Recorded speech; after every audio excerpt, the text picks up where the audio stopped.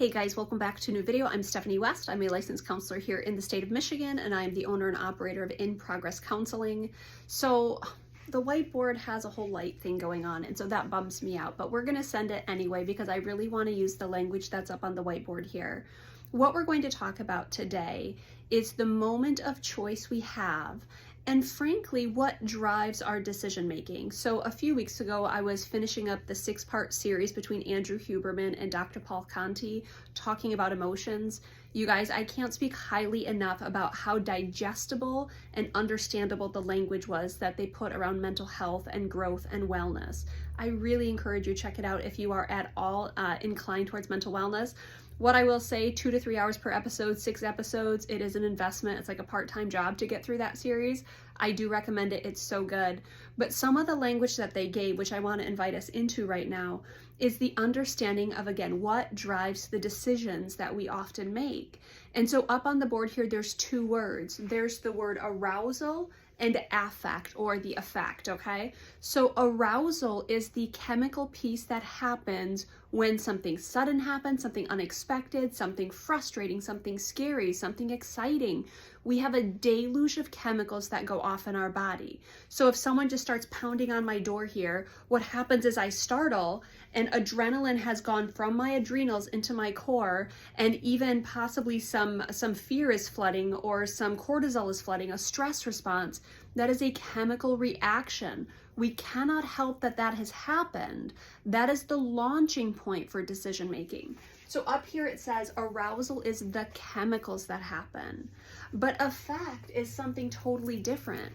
Affect is based on the stories that I tell myself are going to drive what happens next based on that initial catalyst. So for example, let's say I have a cup of water here and I stumble and the water falls. Now, the arousal is the whatever that happens, right? Like the surprise or the unexpectedness that's going to happen. The story I tell myself is going to determine how much that spilled water affects the affect my day going forward. So let's say I'm just clumsy, and I hate that I'm clumsy. What I might do is I might get like frustrated. So I might be like, oh, Steph, you're such an idiot.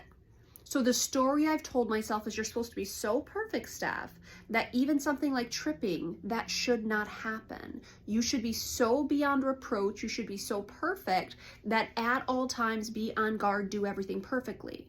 If that's the story that's running for me, this new invitation by way of arousal, by way of chemical response, it reinforces this story that I'm a moron. I'm not capable of even walking across the room without spilling my water. Now I'm going to have a response to that accusation. I'm going to feel guilt or shame or maybe defensiveness, anger. I'm looking down and there's a shoe here and I'm like, well, who left their shoe here? What a jerk, right? Because something about the story I'm telling is taking that initial chemical and it's turning it into some sort of meaning-making situation. And often when we make meaning out of something and we have hurt in our stories, we make meaning through really kind of poor assumptions about others, poor assumptions about ourselves. I can never stop chemicals from flooding your body. Now, sometimes we can work on turning down the dial on the intensity of those chemicals, which is a really cool process. It happens over time, not instant. Sometimes we can reframe and stuff, so it actually does kind of give us different perspectives, so we might be able to turn that dial down sooner. But it's typically not the chemical response we care about as much. It's the fact that what our stories are behind the scenes, they take that invitation and of the chemicals and they turn it into an ordeal. They take something that's not a problem, like spilling water. It's a situation, it's an inconvenience. It's not a problem, but the story I tell myself about it might prompt me to treat it as though it's a problem.